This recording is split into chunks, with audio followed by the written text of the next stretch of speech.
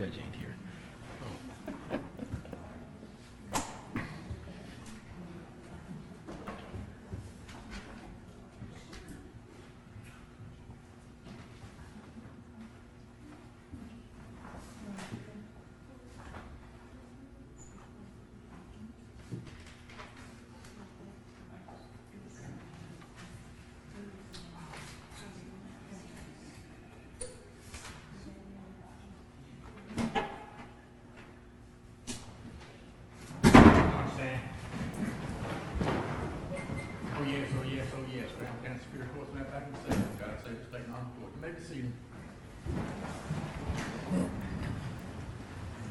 The record should reflect that the jurors are absent from the courtroom. Anything the record states.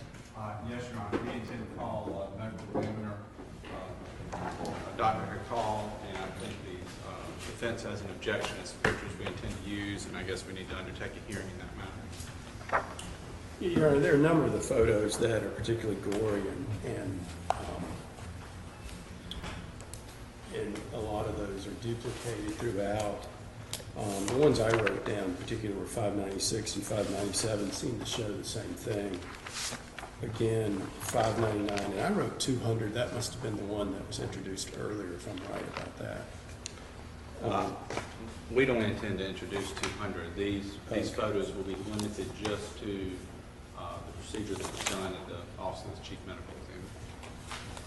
Well, that was included, though, I think. Well, I may be wrong about my number, but it should be right after 599, whatever number that is, seems to show the same thing.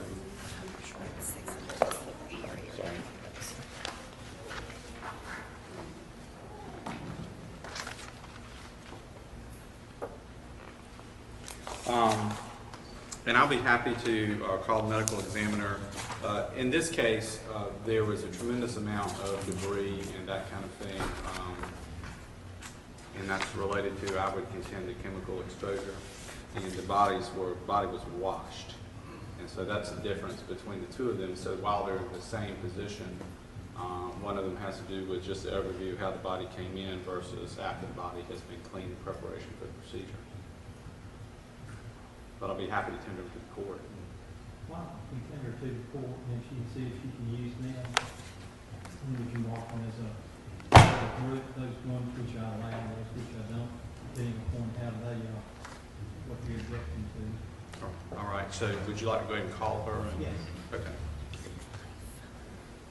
Your Honor, state the call, Dr. Nabila Haikal.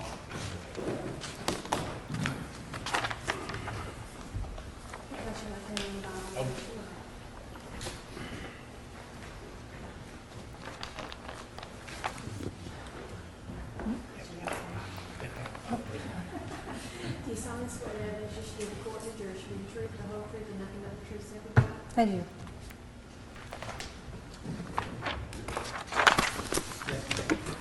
If I could, Your Honor.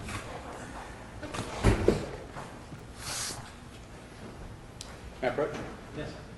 Dr. Haikal, I'm approaching with photographs previously marked for identification purposes as State's Exhibit 596 through 641. If you would take a moment to review those.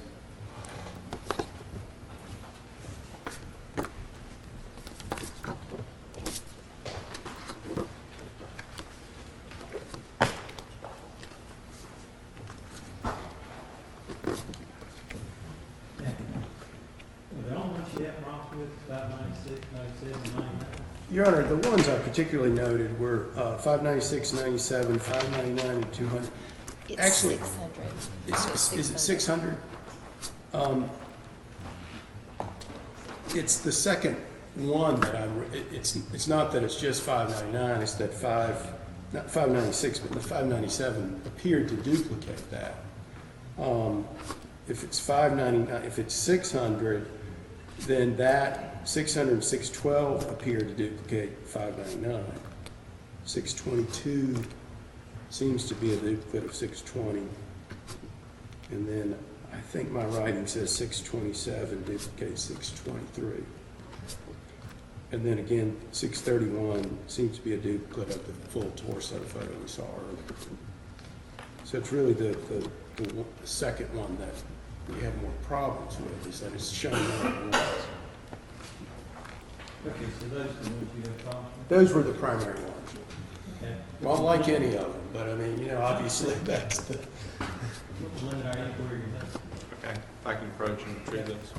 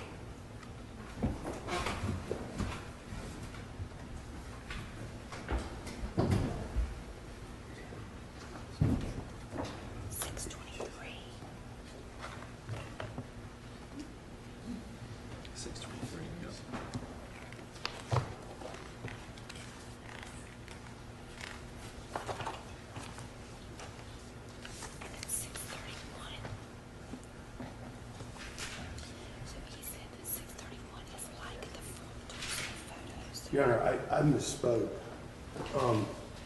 It's 620 through 622, and then 620.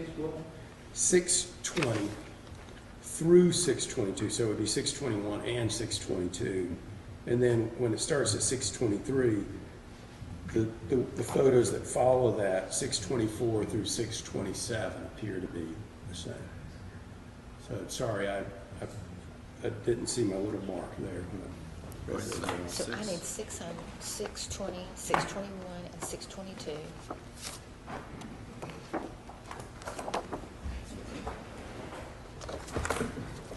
I have 623. I need 624 through 627.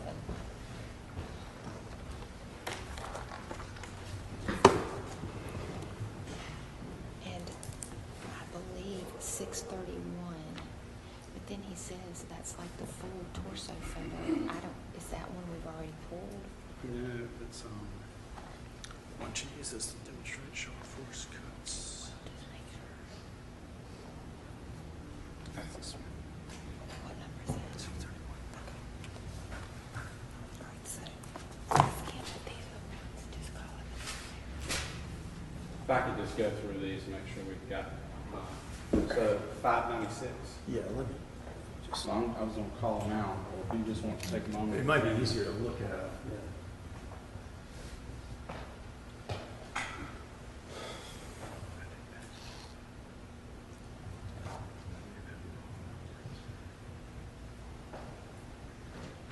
So you're withdrawing on 596. Well, you say that 596 appears to duplicate 597, or did I write that down I must be wrong? wrong. I must have written that down. 596 is not good.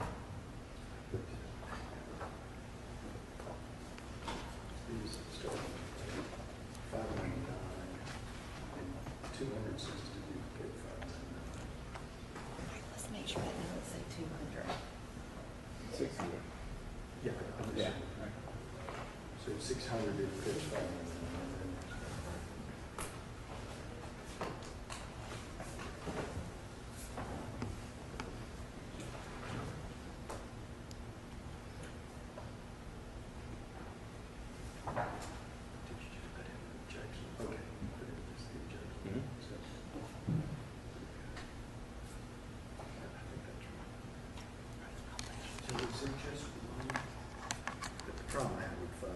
So before we assemble them, let's go ahead and do our question. Was 596 the same as 597? Did we show that? I don't think it. Yeah, I think.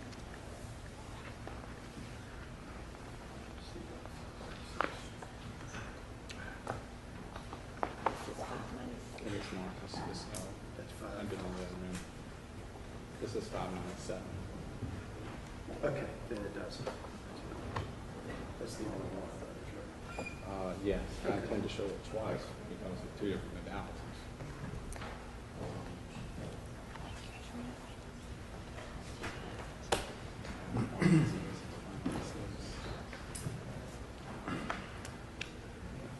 Can I approach? Yeah.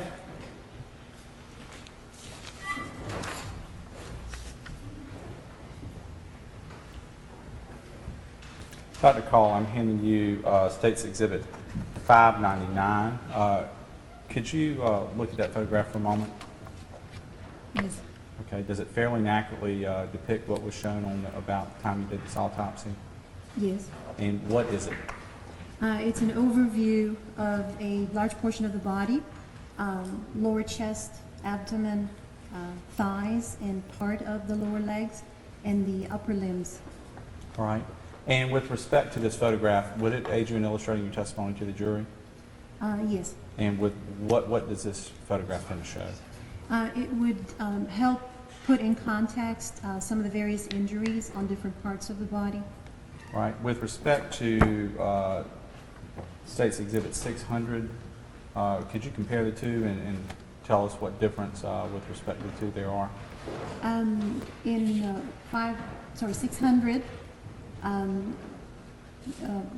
fairly similar areas of the body are depicted, but it's after cleaning the body from some of the dry blood.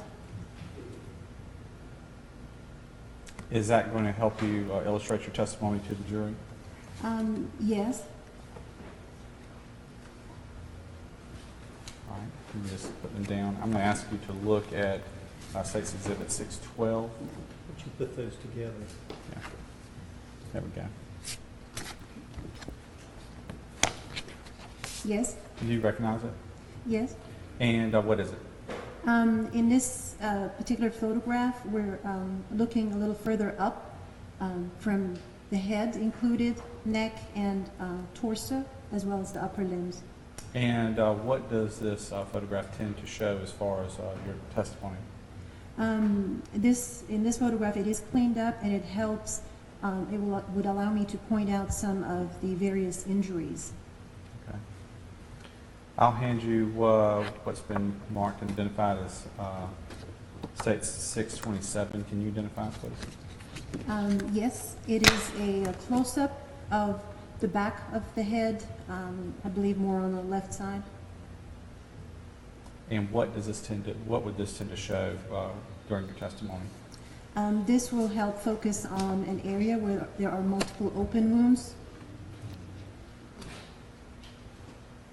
And I believe that State's Exhibit 626, 623 through 626, are they related?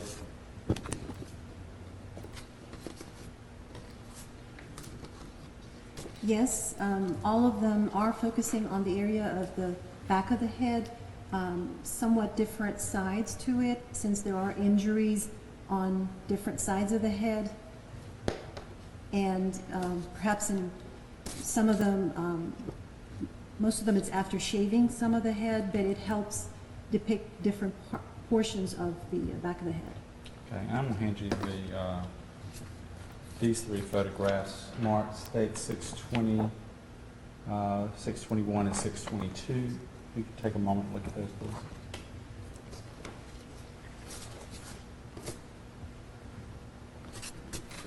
You recognize these? Yes. And what do they tend to show? All three photographs are showing the inside of the lip, and some of the teeth are showing. The different ones may show to a slightly better advantage the middle part versus the side part. So there's slight differences in what they're focused on. Okay. Now, with respect to the, and if I'll return to my seat, Your Honor, to finish my question. If you would take a look at 631 and tell me what that shows. In this photograph, we see the face, the head, the neck, the torso, and the upper limbs looking at the front. And it does have still some of the dry blood smearing. In this particular case, did you take about 82 photographs? There was a fair number, I don't have Right. the actual count. And with respect to the 46 or so photographs that you have chosen, you chose them, is that right? Yes, I mean, After we met, yes, and I presented them to you and asked you what would help you illustrate your testimony to the jury. yes. And with respect to this particular case, you told me that there were 5 different modalities. What does that mean? If you look at all his injuries, there are different types of injuries that eventually we'll go through, but they're either a blunt type, sharp type injury, chemical injury, and so on. So there's different types of injuries. And with respect to these photographs, are all of them necessary to illustrate these different modalities to the jury? Yes, partially as an overview to point to the various injuries, and then some of them may need to be repeated to discuss the other types of injuries. And with respect to the repeated photographs, some particular parts of his body have more than one type of modality, that, as you would say, to that body part. Is that right? That's correct.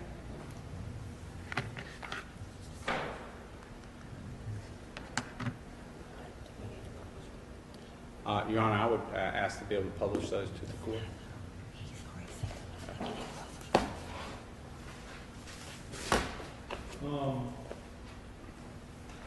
The record should reflect the court reviewed the question photographs on behalf of the defendant and has taken a look at them and has heard the testimony of the witness. And given the different nature of the photographs, the modalities that are in play in this particular case, is what they show. That as long as these are used to illustrate and explain the testimony of this witness, their number and content is not unduly prejudicial to the defendant. And the point is showing by her that she may use these to illustrate and explain her testimony when she may do so. To those the defendant accepts and objects. Now, Doctor, you're going to need to go back down later and have to see the audience. And we're going to have to do those. We're going to have to bring you up and re-swear you in front of the jury. Thank you. If I could retrieve the exhibit, Your Honor. Yes. Ready? Just a second. I was going to point this out to you. If you would like to use this, you can. Okay.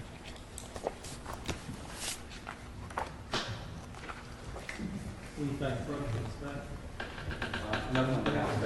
Just have Your Honor, you asked us before lunch what our intentions were, and I didn't realize, I sort of forgot that the afternoon's not that long to begin with, and given how long it took this morning, I suspect starting tomorrow would make some more sense. Okay. Assuming we finish before the end of the day. We'll see. Okay, we won't. Frank, please. Judge, can we have just a minute just to put these Yeah. back together? This is 6:31. They did. I'm just putting it there right here.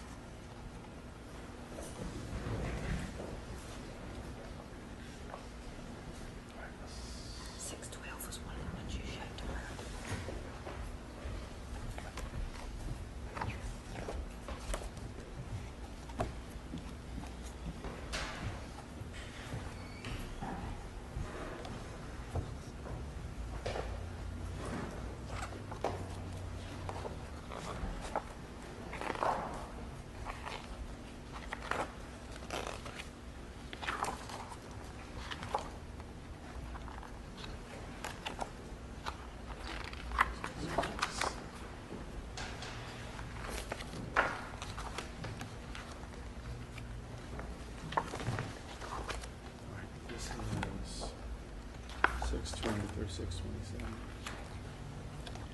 Okay. I'm pretty sure that is 28, 629, 630. This is going to be 631. there's 612.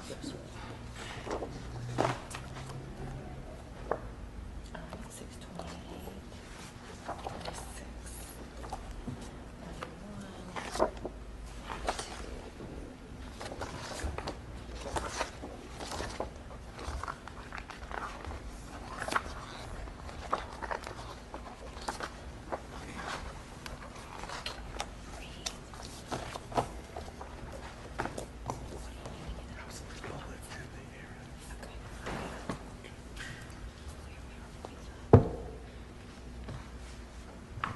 Do you want me to run? Yeah, well, but it's fine. I need to. Computer.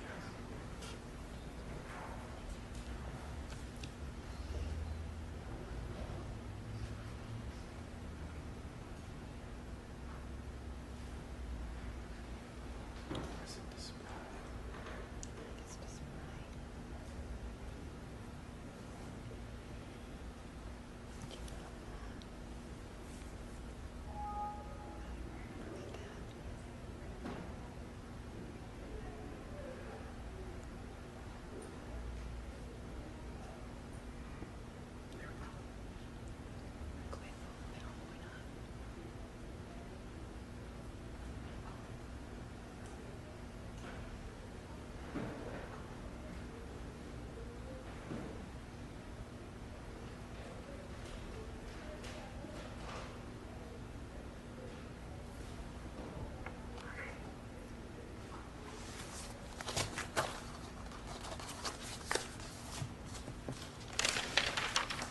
Your Honor, we're ready to begin.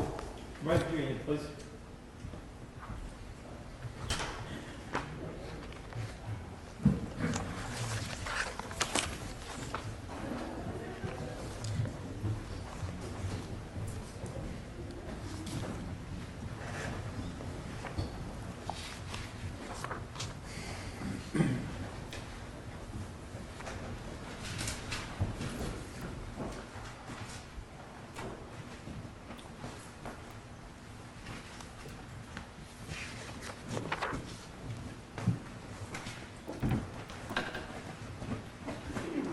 Are there evidence for the state? Yes, Your Honor. The state will call Dr. Nabila Haikal.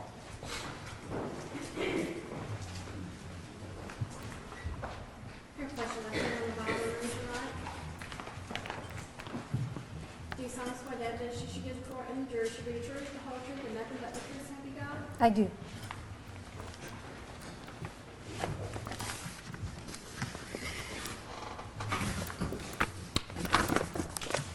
Can you state your name for the record? Nabila Haikal. And where do you work and how are you employed? I am a state employee. I work with the Office of the Chief Medical Examiner in Raleigh. And were you so employed in January of 2015? Yes, I was. And what is your position? The title is Associate Chief Medical Examiner. I function as a forensic pathologist. Okay. And are you licensed to practice medicine in the state? Yes. And when did you become licensed? To start working back in 2014, I reactivated my license. I had one since 2001. Okay. Tell us where and when you received your medical training. I am a medical doctor. The medical degree I received in 1983, and that was from the American University of Beirut. And do you have a specialty in medicine? Yes. Ultimately, I completed specialty training in general pathology, pathology of the nervous system, and then forensic pathology. And can you describe your specialty? Pathology in general is just the study of disease and injury as they show up in the body tissues and organs and body fluids. The specialty of forensic pathology would focus on medical legal forensic issues that tie into sudden unexpected deaths, deaths that may be related to trauma, and a few other categories as well. Are you board certified in pathology? I'm board certified in general pathology, in pathology of the nervous system, neuropathology, and in forensic pathology. And what does this involve? The board certification is the outcome of passing national examinations that are conducted, sort of put together by peers in the various specialties. Have you ever testified before as an expert in pathology? Yes, Have you ever testified as an expert in forensic pathology? yes. And approximately how many times, if you can recall? I don't have the count, but by now, between court and depositions and such, probably in the neighborhood of 100. What are your duties as a pathologist or as an associate medical examiner? Primarily, it involves examining deceased individuals, although part of the specialty does cover just injuries per se, which could be on live individuals, but my main responsibilities do focus on deceased individual examinations, doing autopsies or simple external examinations. Ultimately, the end result would be to certify the deaths with regard to the cause of death and the manner in which the death occurs.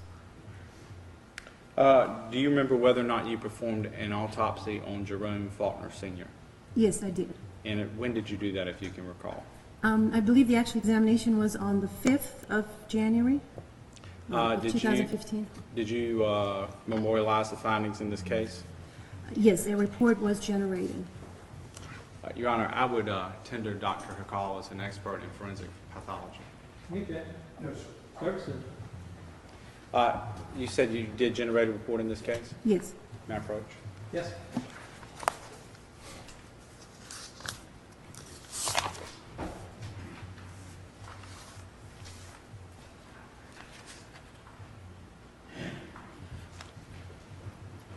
Dr. Haikal, I'm approaching with what's been marked for identification purposes as State's Exhibit 591. If you would take a moment and review that.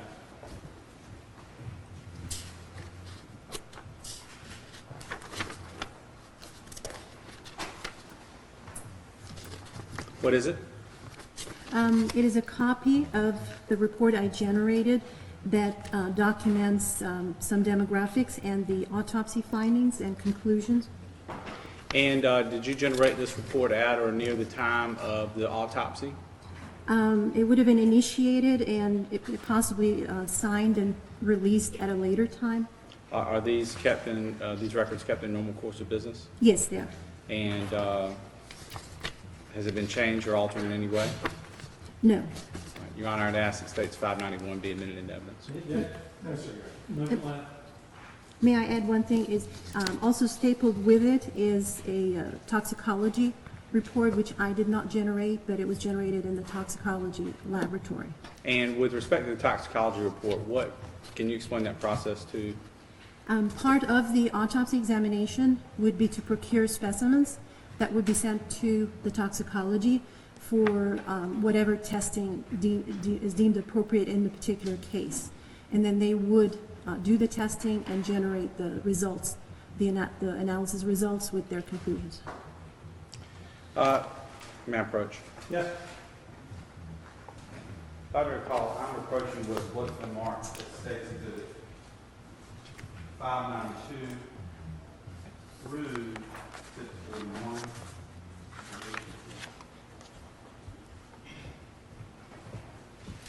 Would you take a look at these photographs and 592 through 641, Your Honor, the first four are diagrams. 591 is the autopsy. I'm sorry, 592. 592.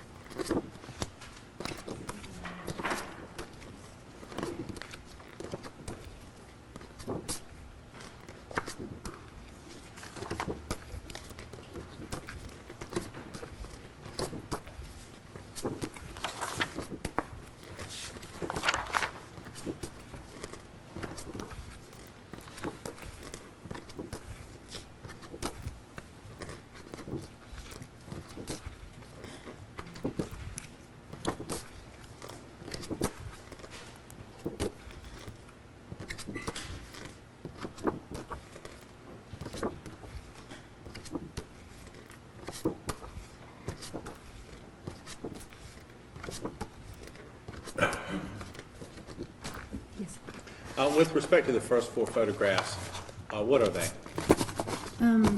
They are depicting, That's 592 through 596, Your Honor. each of, 595 through 599.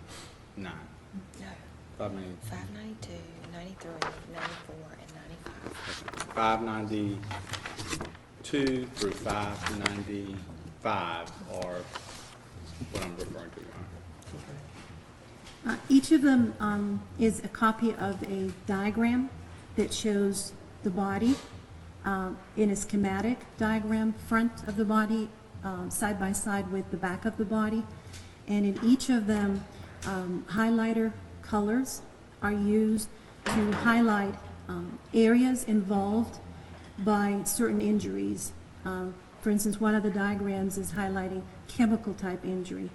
Other diagrams may be trying to look at sharp force injuries and so on. So they're diagrams, not photographs, and they have colored highlighter designations on them. With respect to 592, what is 592? In 592, there's an orange highlighter color that is drawn to show areas that are involved by chemical type injury. And is it a fair and accurate representation of the diagram that you made? In schematic fashion, yes. And has it been altered or changed in any way? Is generated by me, And would it aid you in illustrating your testimony to the jury? yes. Your Honor, we ask that State's Exhibit 592 be admitted into evidence for illustrative purposes. Ms. Dash, Ms. Black. With respect to State's Exhibit 593, Dr. Haikal, if you could look at that. Yes. What is it? In this particular diagram, we're using a different color highlighter to point at areas that have blunt force type injuries that are, for the most part, scrapes, bruises, open wounds that are like tears. Did you make that diagram? Yes. And in reviewing that, has it been changed or altered in any way? Not since I submitted it. And is it a fair and accurate representation of your diagram? Again, in schematic diagram. And would it aid you in illustrating your testimony to the jury? Yes. We'd ask that State's Exhibit 593 be admitted for illustrative purposes, Your Honor. Ms. Dash, Ms. Black. Turning your attention to State's Exhibit 594, Dr. Haikal, Yes. would you tell the jury what it is?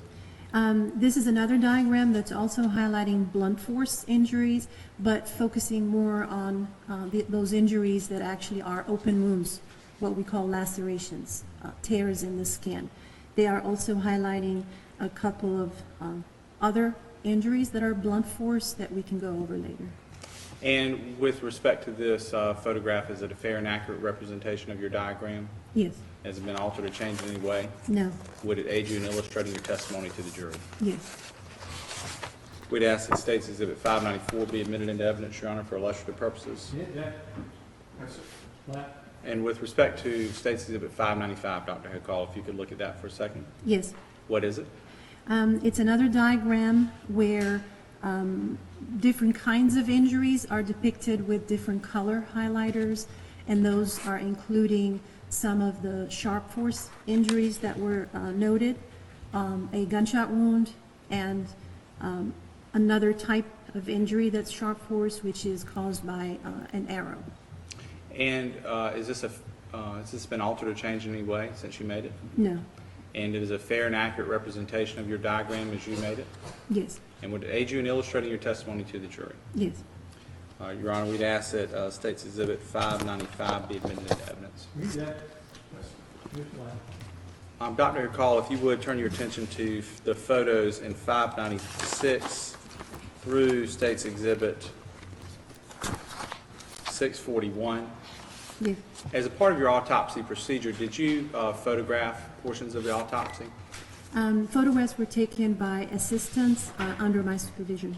And have you had a chance to review those photographs? Yes.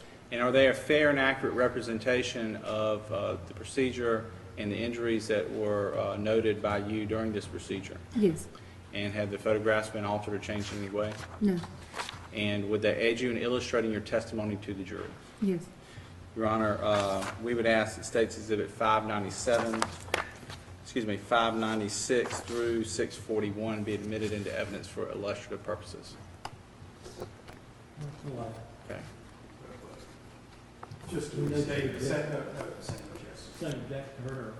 Okay.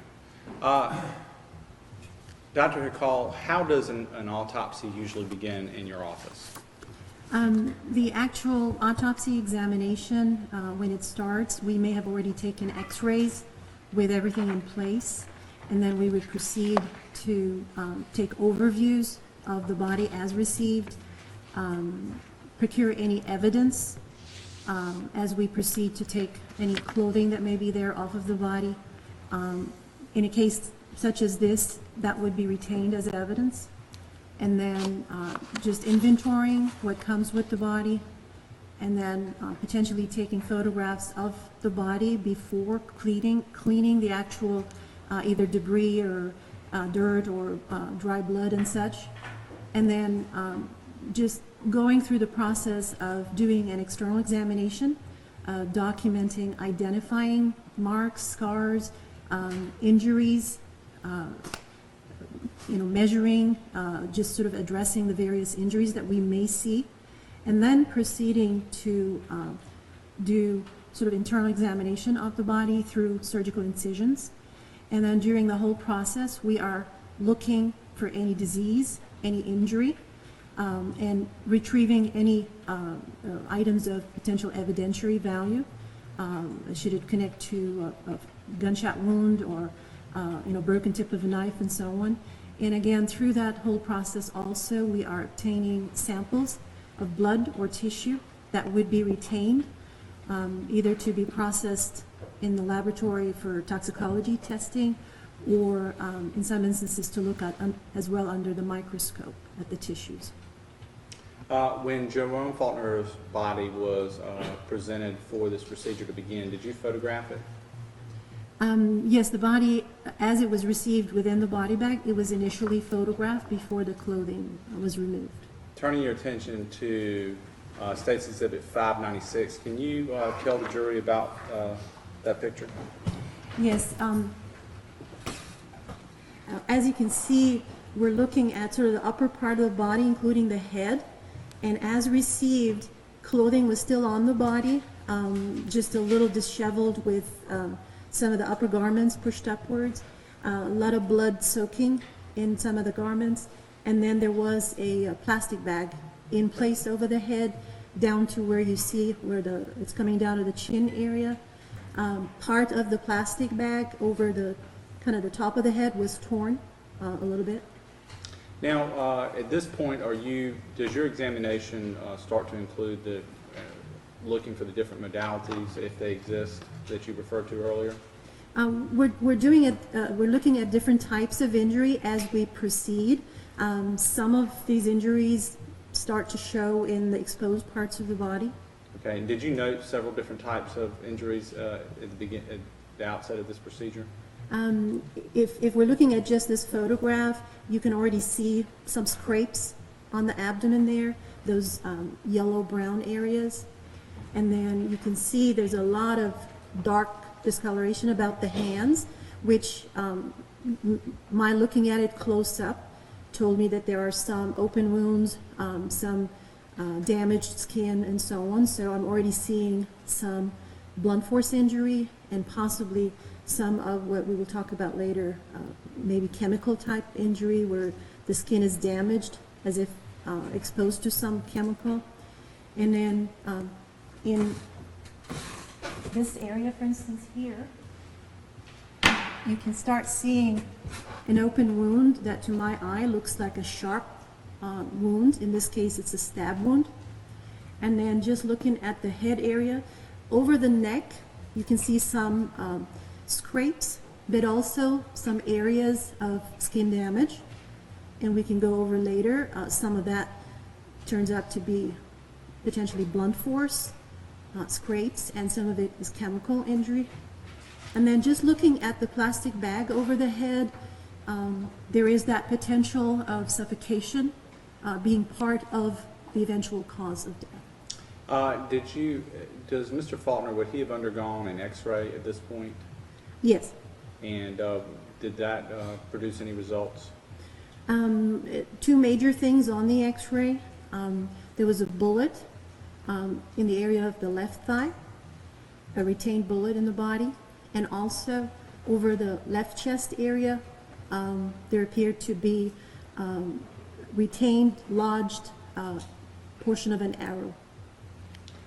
You testified as to the modalities. Is this list that you generated, is that a fair and accurate representation of these different modalities that you'll be discussing during this, during your testimony? Yes. And can you read that list for us? Basically, like we said earlier, we've already seen some suggestion of chemical type exposure damaging the skin. Blunt force injuries in different parts of the body. We can see scrapes, bruises, tears, and those would be a result of blunt force, blunt weapon, or blunt implement, or multiple. I would not be able to be certain how many. The blunt force lacerations are just those tears, the open wounds as a result of blunt force impacts. Gunshot wound, there was evidence of one. The sharp force injuries, in this case, there was evidence of sharp force injuries by two different weapons or implements, knife type, stab wounds and cuts, and then perforating injury by that sharp arrow tip. The asphyxiation is just referring to oxygen deprivation. In this case, it's a traumatic asphyxiation where you're excluding oxygen by placing the bag over the head, and that's that type of potentially fatal injury that may have added to the overall cause of death. Turning your attention to State's Exhibit 597, that's part of the overview and how the body was received into your office? Yes, we're just looking at a somewhat lower part of the body, and as you can see that the clothing was still on, the pants are still fastened, and the belt is still fastened. And turning your attention to State's Exhibit 598, is that further down, same kind of shot? Yes, again, just showing how body was received. Dr. Haikal, did Mr. Faulkner have his shoes, both shoes with him? Yes, both arrived, and I think you can see the one that's off the foot right next to the foot. Okay. And that would have been turned over as evidence in this case? Yes.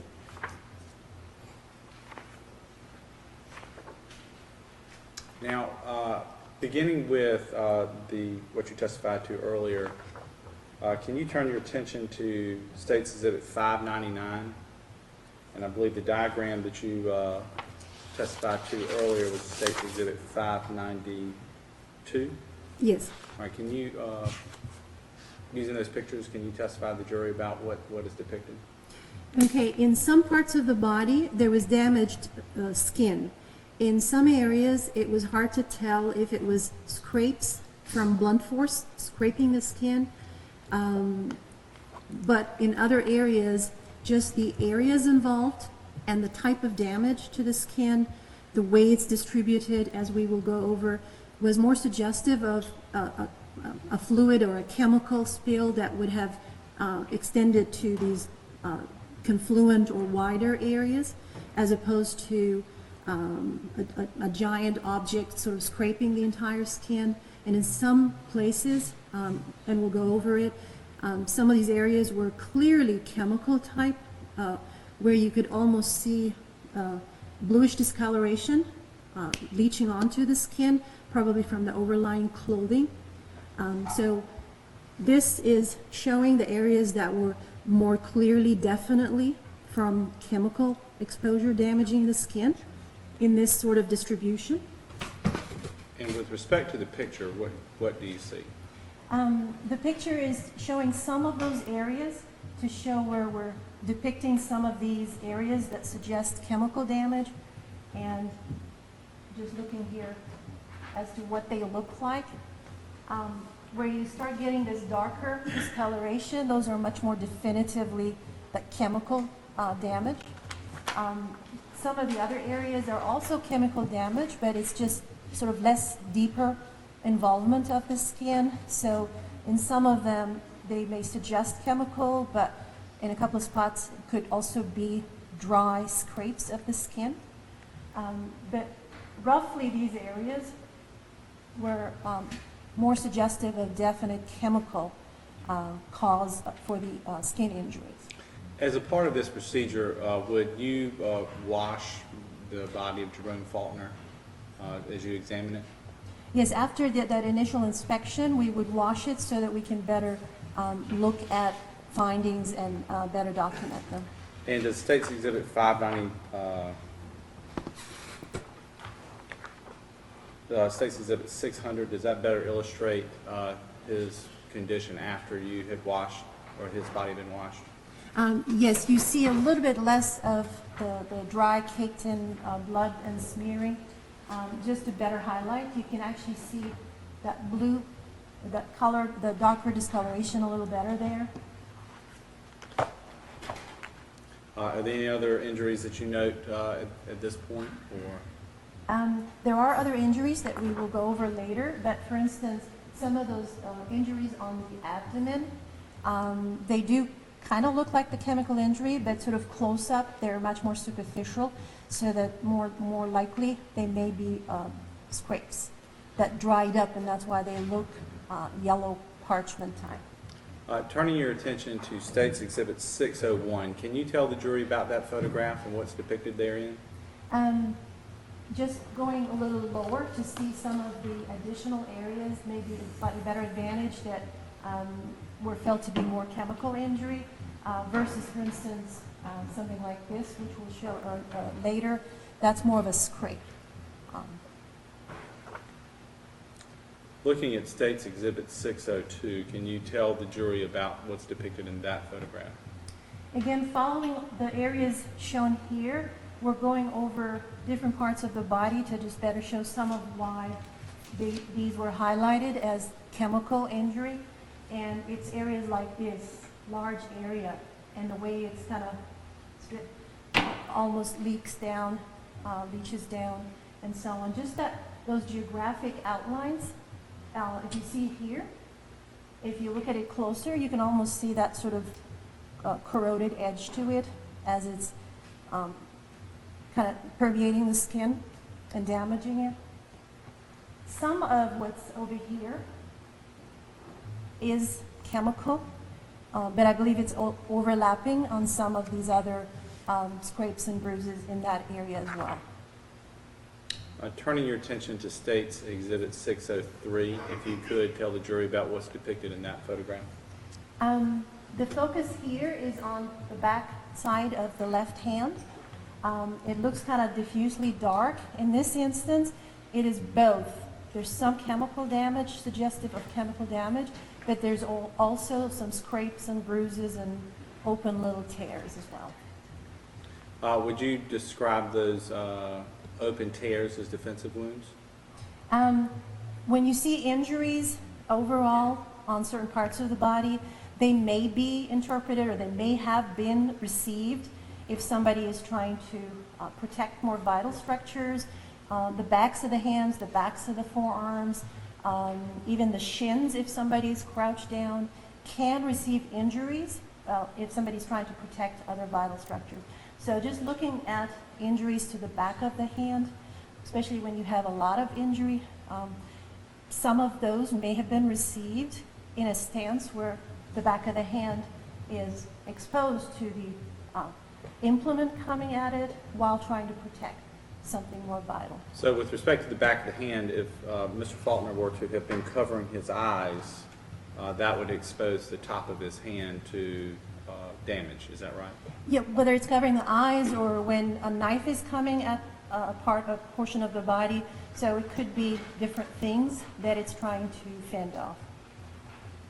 Turning your attention to State's Exhibit number 604, what does that photograph show? We're looking at the front of the left thigh, again trying to focus a little bit more on some of what really looks more like chemical injury. And you can see how it kind of stops where he was actually wearing a knee brace. And it's kind of like the chemical is seeping and then maybe not permeating this thicker part and so on. But this is just trying to highlight some of what look more suggestive of chemical damage. Turning your attention to State's Exhibit number 605, can you illustrate that, or use that photograph to illustrate your testimony to the jury? We referred to the back of the left hand earlier, and you can see it as a slight better advantage here. Some of this damage here, for instance, is probably chemical here. It could be both the chemical damage and then just confluent, sort of overlapping bruising that is soaked with blood. So there's a little bit of overlap of different things here, but at least some of it, notice this kind of brownish discoloration and such. So some of it does suggest some of that chemical injury in that area. Turning your attention to State's Exhibit 606, if you could tell the jury about that photograph. I think we may have gone through another one similar, but again, it's those areas like this and that are suggestive of the chemical injury, and some of this too, with, you know, the edge of the collar perhaps stopping a little bit until the soaking of the clothing on top happens. Turning your attention to State's Exhibit 607, what is shown in that photograph? In this one, we're looking at the similar region, but pulling the arm forward so you can see it is really in a large area. It continues on, and in another photograph, you'll see how the entire upper part of the back is just one area of skin damage. Do you have an estimation as to what percentage of his body was involved in this chemical process? I did not calculate it, but just looking at it, probably about 20%, a little less overall. Turning your attention to State's Exhibit number 608, what is illustrated in that photograph? We're looking at the back here, the neck being up here, and this is towards the buttocks. And you can see it's just a whole area. This is sort of a spill of a fluid. It's not a blunt force damaging the skin. So this is much more indicative of suggesting a chemical type injury. Similarly over here. And like we mentioned earlier, to my eyes close up, there was a blue tinge to it. And part of the overlying clothing was blue. I think there was a blue plaid shirt. So some of that discoloration may have soaked through onto the skin with the soaking by the agent. Turning your attention to State's Exhibit 609. Exactly what we were talking about, a little further down on the left buttock, and you can actually see that some of that yellow, blue discoloration. On top, similarly, right sort of over that rump area there. And turning your attention to State's Exhibit 610. And another spot on the back of the left leg, upper calf. It also has that really dark discoloration. Some of the dark discoloration is from the extent of damage of this skin, but the blue tinge is just the blue color kind of drying on the skin on top of the damaged skin. If he had black pants, could the chemical have possibly imparted that coloration to his skin? Yeah, I mean here it looks blue, but it may be really dark black. But I had indicated in my notes that some blue discoloration was noted on the back at least. So, and there happened to be sort of blue component to the upper garments. Turning your attention to State's Exhibit number 611, can you tell the jury about that photograph? Just from a different perspective, the wide area of damage here, a little bit of this here. Now some of that, understandably, it looks similar, but in this area, when we look at it later from the front, it was in an area that had more blunt force scrapes. So like I said, there are some blotches that it is nearly impossible for me to swear that this is chemical versus blunt scraping that dried up. And it's the drying that can give it that yellow-brown parchment type discoloration. Dr. Haikal, would a chemical burn such as this be painful? The chemical burn or the chemical damage is corrosion of the skin, and that there are nerve endings in the skin, so there is that sort of presumption and almost certainty that there's going to be some discomfort, whether it immediately feels, like significant or severe pain or tingling and burning. It would depend on how quickly things progressed and so on, but it is whether it's an acid or a strong alkaline agent, it's going to be caustic and it's going to corrode the skin and the nerve endings. And when you say an alkali, do you mean a base? Yes. I would not be able to tell what was used. I would leave that to any analysis of any residues. And Dr. Haikal, would these chemical burns, would they be in and of themselves be fatal?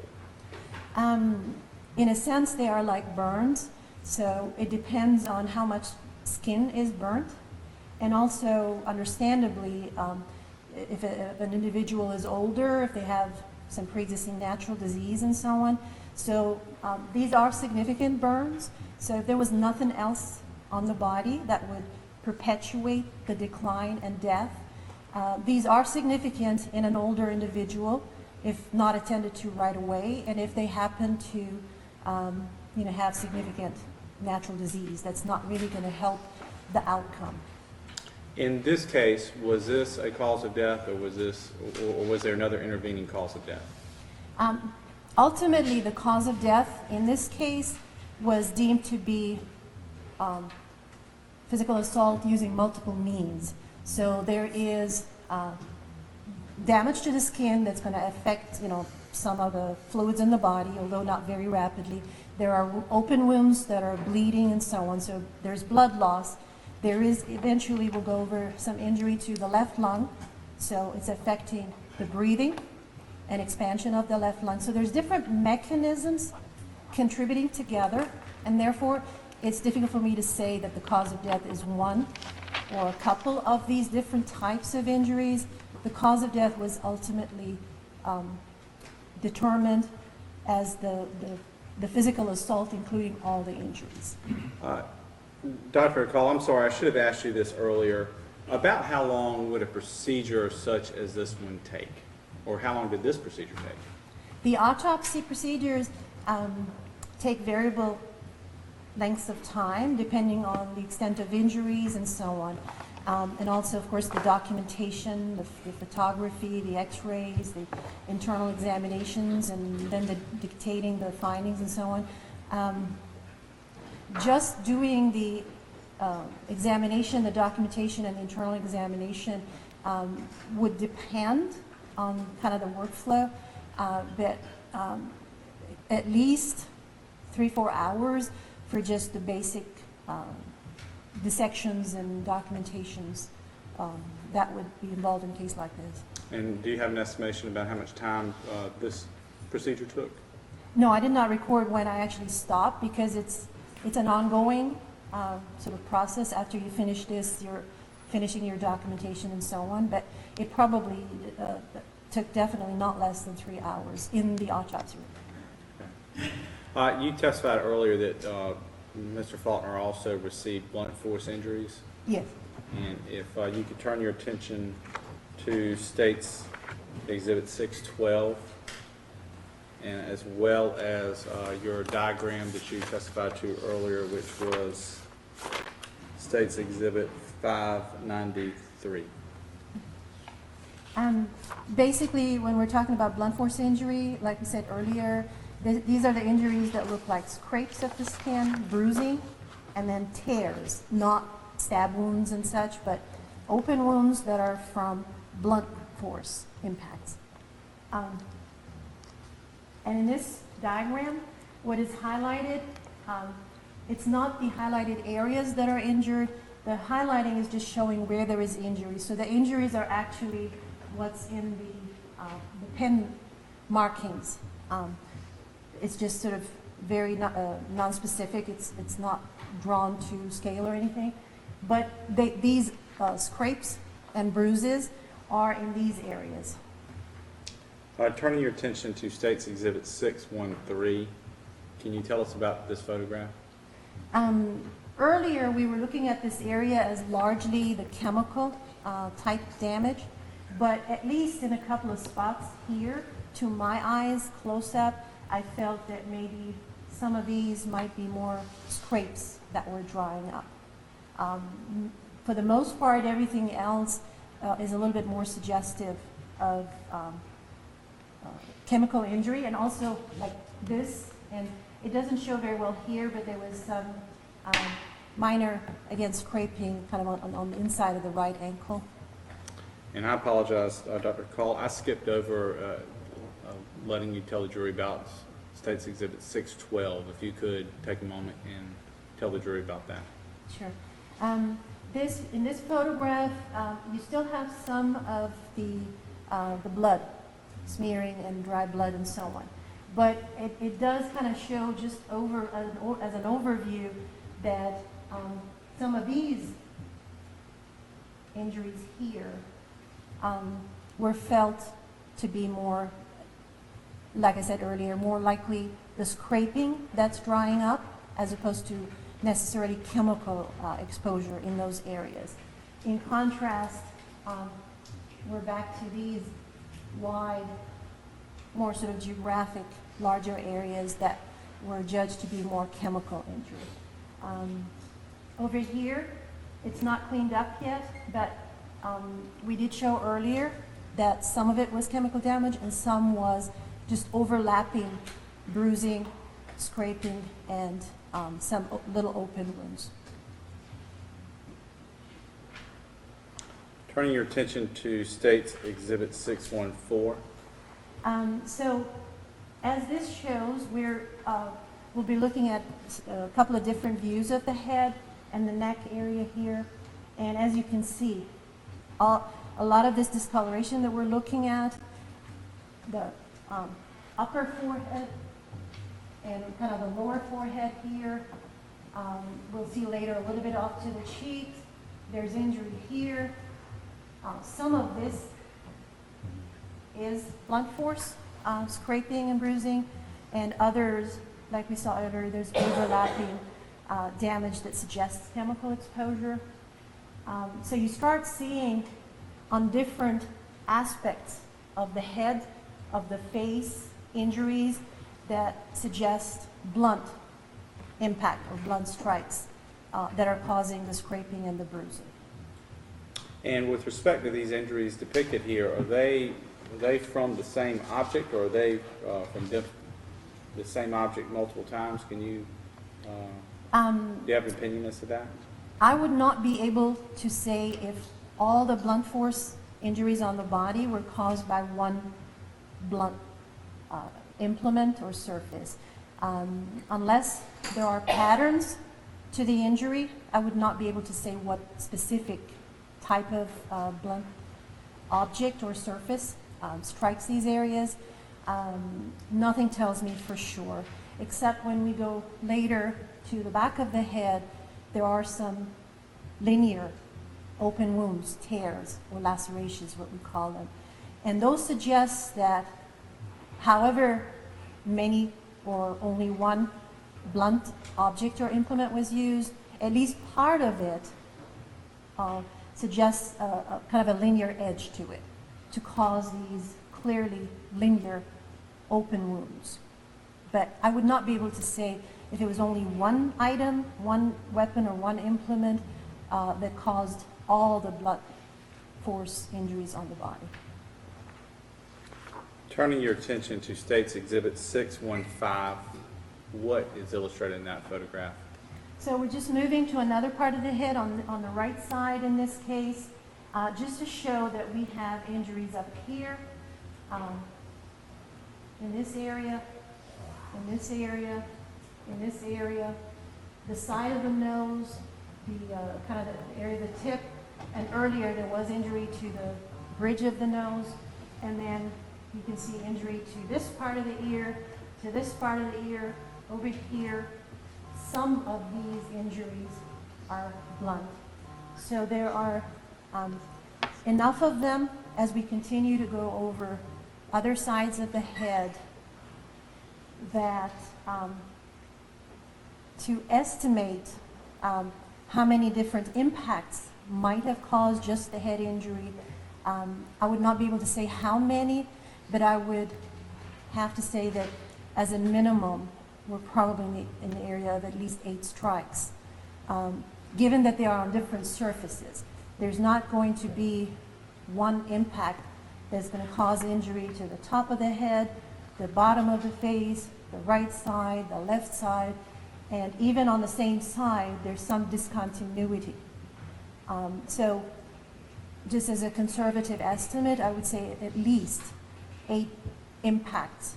And that would include injuries to the other side as well as we move forward. And you're talking about the impacts, you're talking about the 8, they're blunt force impacts, is that right? Correct. Those that would have resulted in scraping of the skin, bruising the skin, and when we look at the back, those open linear lacerations or tears. Turning your attention to State's Exhibit 616, can you tell the jury about that photograph? We're looking at the left side now. Again, injury to the top, the side, a lot of injury to the ear, not just part of it. There was injury here. That was blunt. That's different. I think this is one of the stab wounds. And then some of this may be individual scrapes, but then there may be that chemical damage over it. Again, the left side of the nose, and later we'll look at, there's several injuries to the upper lip on the outside and then the inside, and we'll go through those. Turning your attention to State's Exhibit 617, can you tell us about that photograph? Around the area of the left shoulder and the left elbows here. So something like this suggests a bruise, and it's almost like when we get older, we get this very easy bruising and so on. It looks a little darker, like this.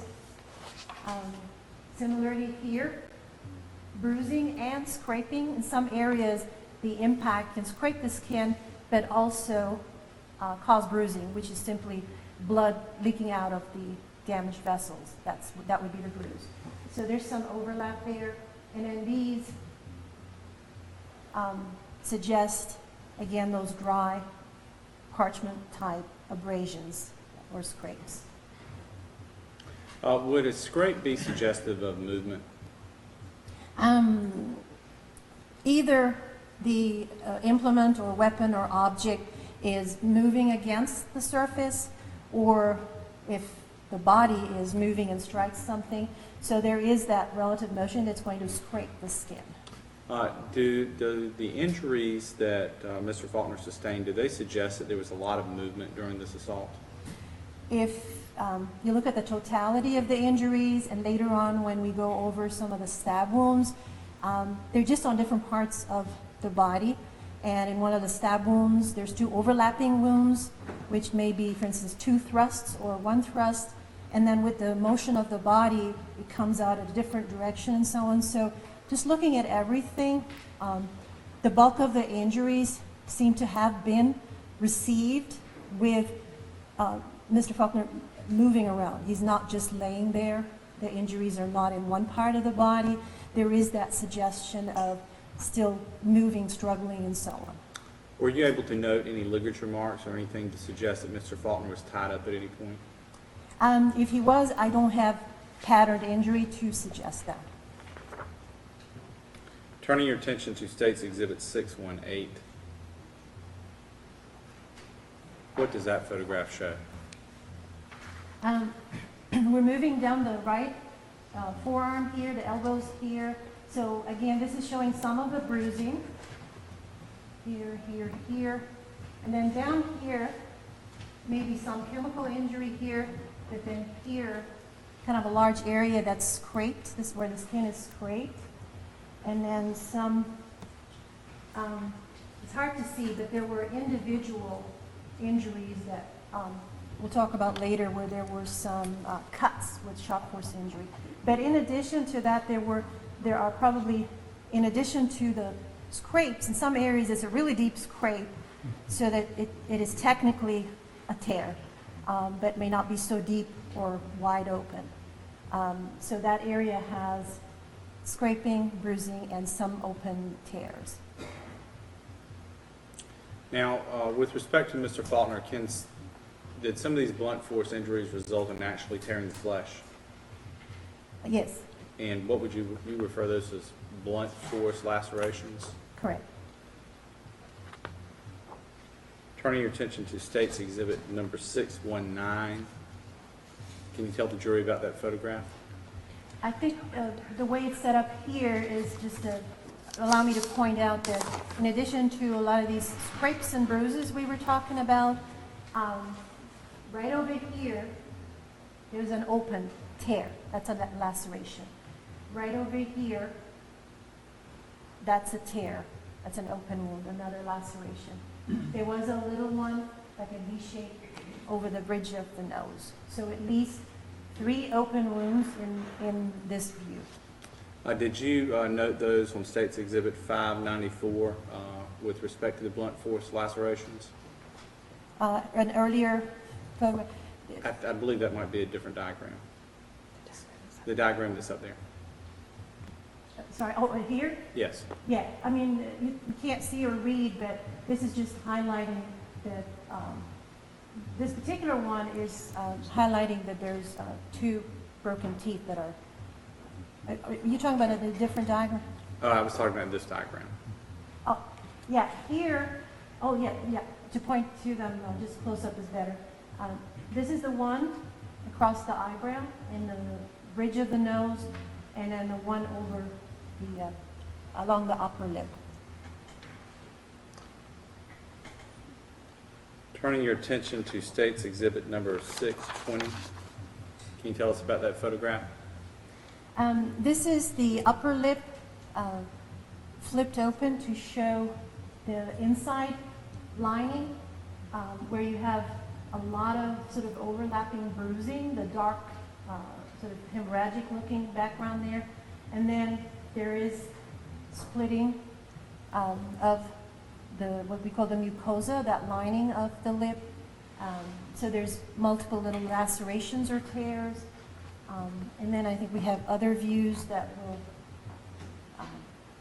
We could that are look at just pointing 621. more to some bruising here, where the lip attaches to the gum, and then the upper front teeth are avulsed. They're sort of traumatically broken off. And when you say they're avulsed or they're traumatically broken off, is it your opinion that Mr. Faulkner had his teeth before this assault? Yeah, these look like, and I think you may be able to appreciate that these are raw traumatized areas. These are not teeth that have been gone where the area is scarred and healed up. These are fresh avulsions. Turning your attention to State's Exhibit 622, can you tell us, the jury, about that photograph? It's just showing a little, to a better advantage, the side of the upper lip, and maybe to also point out that there's multiple little injuries on the lower lip. You can again see the avulsed upper teeth. Now, with respect to these blunt force lacerations, did Mr. Faulkner have blunt force lacerations on the back of his head as well? Yes, but maybe before we get to it, yes. I might point out, and again with these lacerations or open tears, they're in the right hand, the thumb nail and the little finger nail. The nail beds were bruised, and the nails themselves were a little partially avulsed, so they're a little lifted. So technically, those areas are somewhat lacerated because there is the tearing of the tissue where the nails are a little bit lifted from those areas. So technically you could count those as sort of lacerations along the nail bed. And that was the thumb and the little finger. And then moving to State's Exhibit 623. If you could for the tell. back of the head, this is highlighting multiple injuries here, and we'll have different views where you can see them better once we shaved the hair in the area. The whole area, you can see the discoloration, and in this instance, that was not felt to be chemical injury, but rather confluent, overlapping bruising. Basically, on the inside of the scalp later on, you could see there's a lot of hemorrhaging on the inner side of the scalp in a very diffuse area. And I think that correlates with significant blunt, more likely multiple impacts to the area, where the bruising is just overlapping and confluent. Turning your attention to State's Exhibit 624. What does that photograph show? In here, you can start seeing, in addition to the large area of scraping and bruising, you see open wounds here, and we'll see them a little better advantage later, some more of them. Turning your attention to State's Exhibit 625. Again, we're going a little bit further towards the top of the head, and you can see that's an open. And we talked earlier about some of these being linear, suggesting some component to the blunt implement or implements that is linear. One here, you can see one here. And turning your attention to State's Exhibit 626, what does that photograph show? Here we've moved a little bit more to show better the left side of the back of the scalp, and this being the left ear. And you can see 1, 2, 3, 4. That's another one, and that's probably the other one that we saw earlier.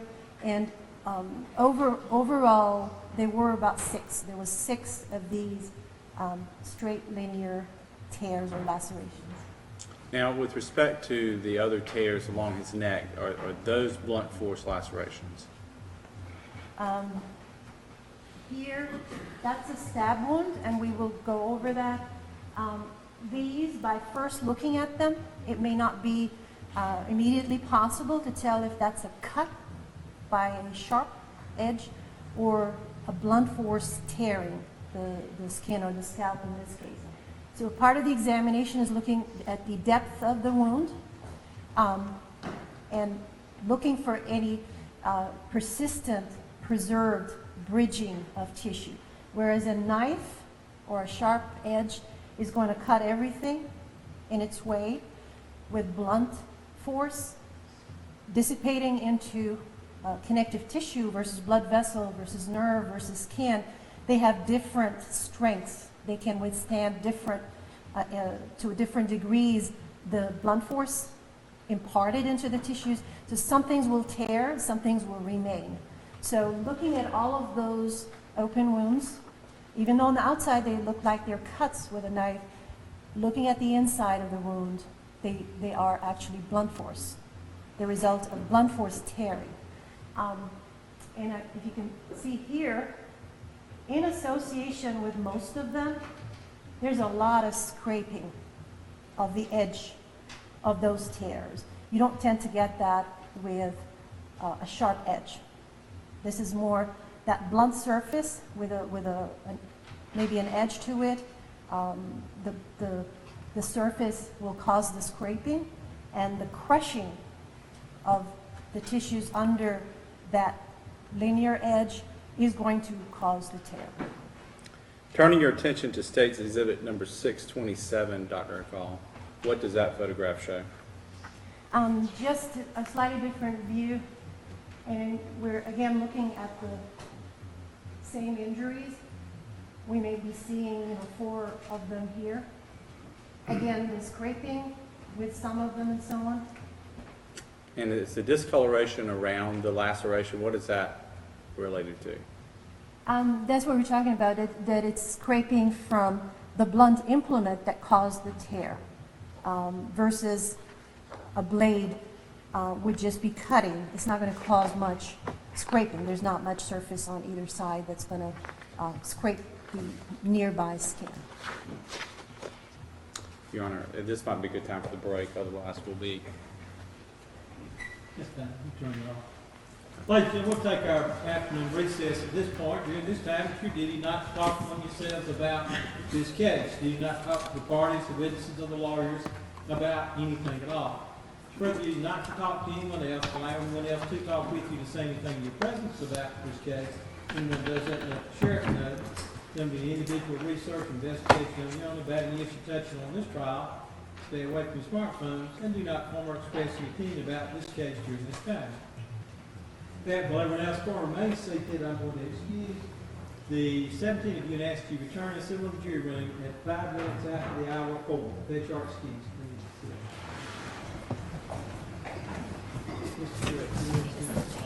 Have a seat over there.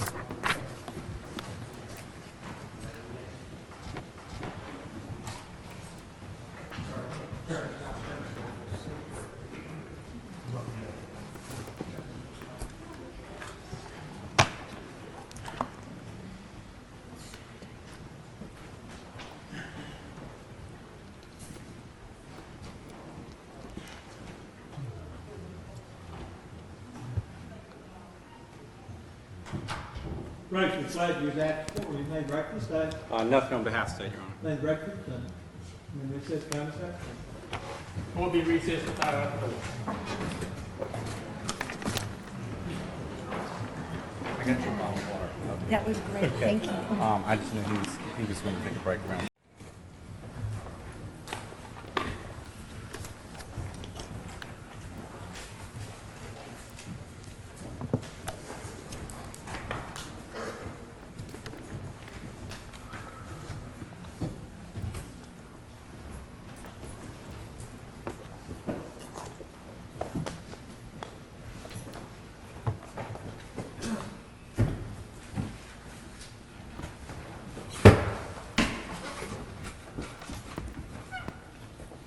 Dr. Haikal remains bound by oath to tell the truth she took before our recess period to state.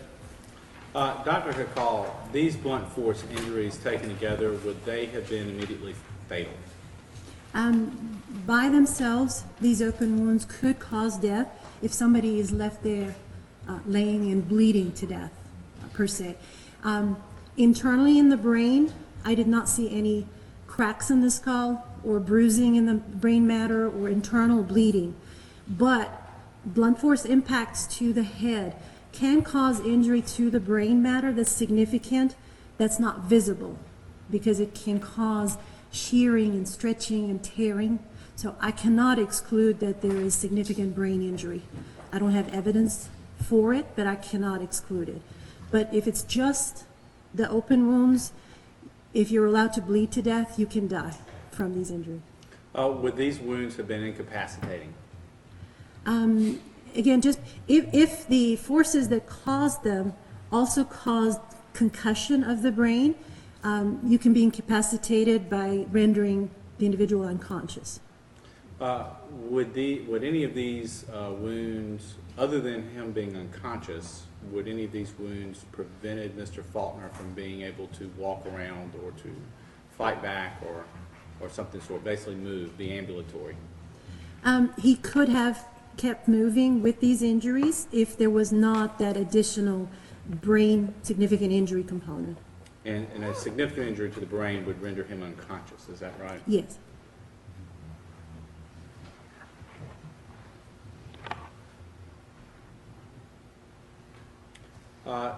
Dr. Haikal, you testified that Mr. Faulkner suffered from a gunshot wound.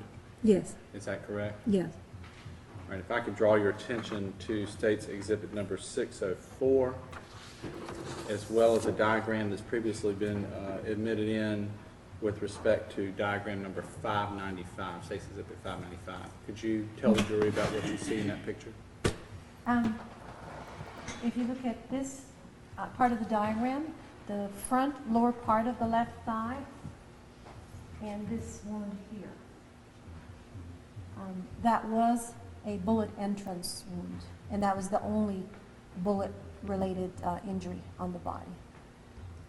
Turning your attention to what has been marked and admitted as State's Exhibit 628.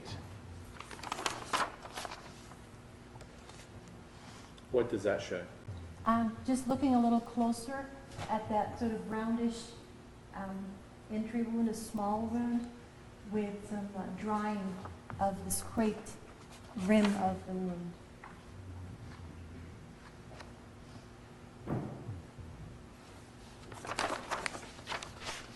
If I could turn your attention to what's been marked and admitted as State's Exhibit 629 to the right. What is that? This is part of the total x-ray that we perform before we start. This is with clothing on and everything. And if you look at that radio-opaque dense object, that is the retained bullet from this entrance wound. And where it is a little higher and off to the side. So basically, the bullet track was going upwards along the thigh and kind of from the inside to the outside a little bit. And that's where we recovered eventually the bullet. Did this bullet strike bone?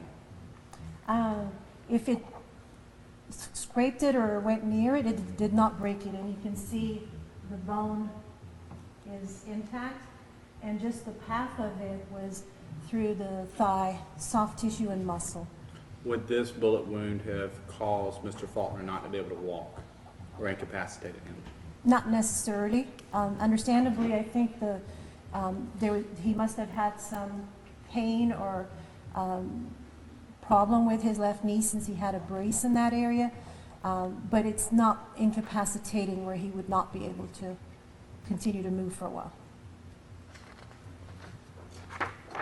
Turning your attention to State's Exhibit number 630, do you recognize that?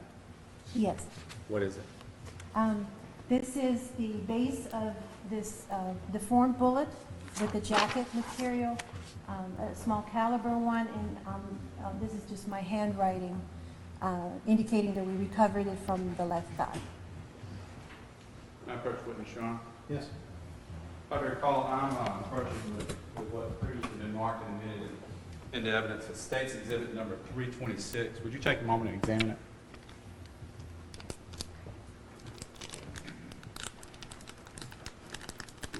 Yes. Do you recognize it? Yes. How do you recognize it? By its proximity to the label that is initialed by me and bears my handwriting, and its resemblance to the photographed bullet. Is that the bullet that you removed from the leg of Jerome Faulkner? Yes. All right. Dr. Haikal, you testified earlier that Mr. Faulkner was a victim of several sharp force injuries. Yes. We could go through those now. Would this fairly characterize the types of sharp force injuries that Mr. Faulkner received? Basically, what we have under the sharp force weapon category, he had stab wounds. And when we talk about stab wounds, we're talking about wounds that are deeper than the surface wound that you actually see. And then he also had cuts, where the wound is bigger on the surface than its depth. So that's how we would classify them. Both are sharp force type injuries. It's just depth versus surface injury is what qualifies an injury as a stab wound or a cut. We also use the term incised wound to mean a cut. So he had stab wounds and cuts that suggested likely a knife type implement. But in contrast to that, he had one injury that was actually a sharp force injury, but it was from kind of like a crossbow arrow. And we were able to recover that arrow tip from the body. So at least 2 different sharp force implements or weapons. Turning your attention to State's Exhibit number 612, if you could tell the jury about that. What we're highlighting in yellow would be the wounds, sharp force type, that I classified as stab wounds. And basically, there's 2 on the back left side of the neck. There is 1 on the right lower neck above the collarbone. And there is 1 below the collarbone on the right. There is 1 in the middle part of the upper chest over that breastbone area. And there is 1 here that was a little more complex, sort of as if 2 wounds together on the lower part of the right chest. There is 1 that I missed putting a yellow splotch on, which is right here. And that's to the side of the right chest, close to the armpit area. Those are stab wounds in addition to 1 over the back of the right hand. What type of instrument would you, do you have an opinion as would have caused this type of wound? Sharp force, and just by comparing the appearances and characteristics of the different wounds that I called stab wounds, they have similar features to them, and they suggest more of a knife than the arrow that we saw earlier, for instance. And quite likely, although I can't be definitive, quite likely by the 1 knife. It could be multiple knives, but their features, measurements, and kind of relative range of depths would be consistent with 1 knife. But that's for sure more like a knife than the crossbow arrow. Turning your attention to State's Exhibit 632, can you tell the jury about that photograph? Just coming closer to some of the stab wounds that we demonstrated on the diagram. Lower part of the right neck above the collarbone, that's 1. This is the one below the collarbone. That is the one across over the breastbone area in the middle. Those are the only ones you see in that particular photograph. Turning your attention to State's Exhibit 634, can you tell the jury about that?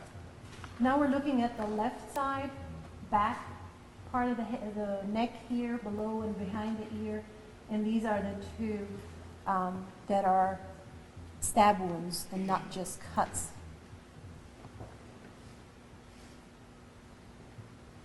Turning your attention to State's Exhibit 635, can you tell the jury about that photograph?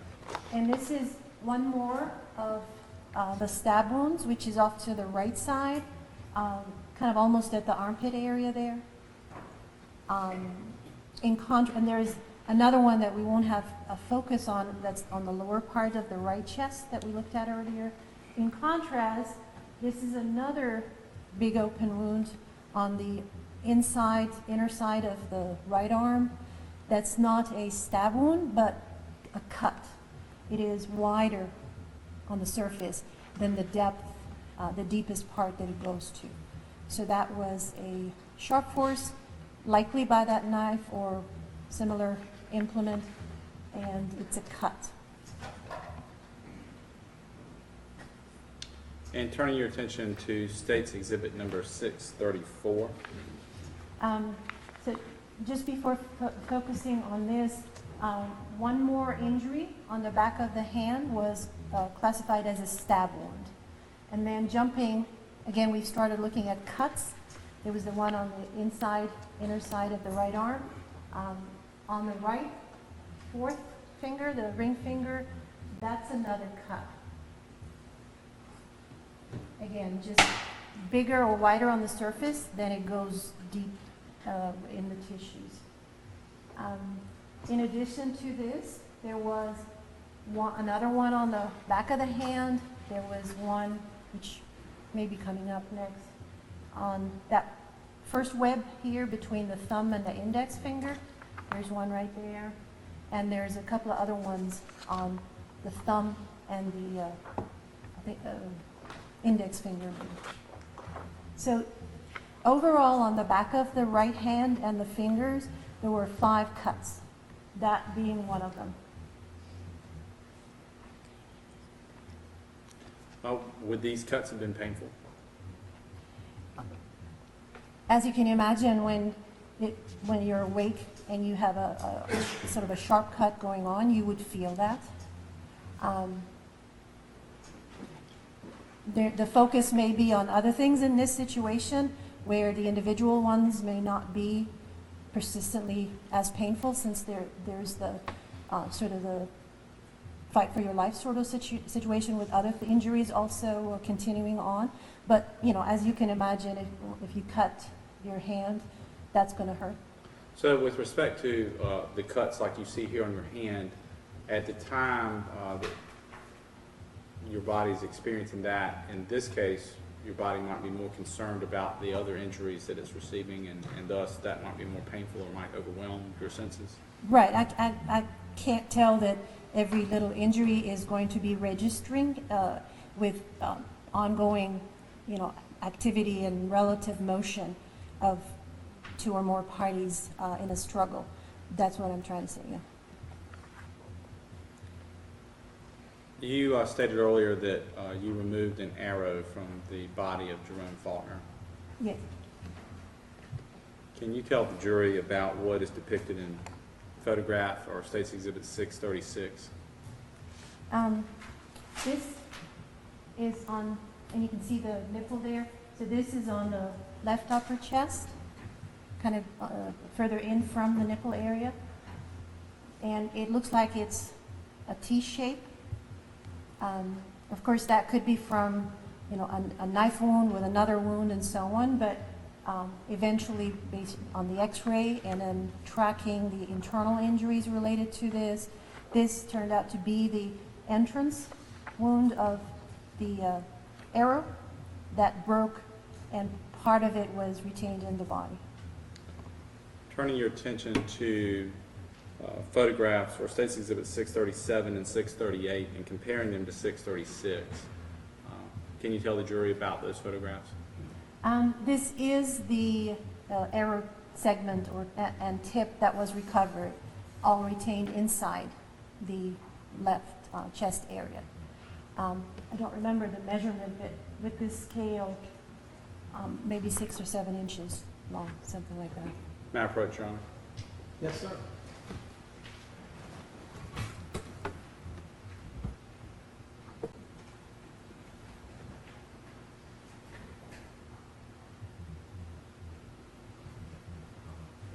Dr. Call, I'm approaching with what's previously been marked and admitted into State's evidence as State's Exhibit 321. If you take a moment to examine that.